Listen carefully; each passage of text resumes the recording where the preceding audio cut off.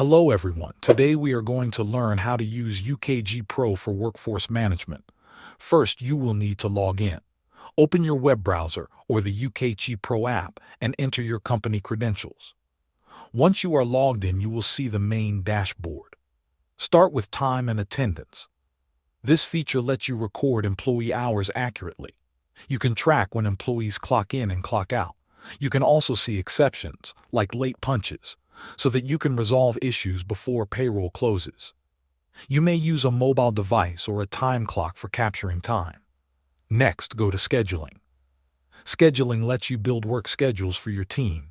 Use the scheduling screen to assign shifts based on employee availability and preferences.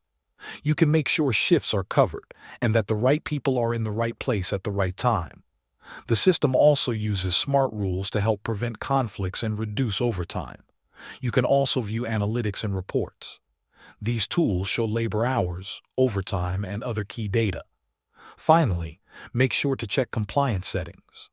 The system includes support for work rules and labor laws. This helps you stay within legal limits and avoid costly errors. Thanks for watching.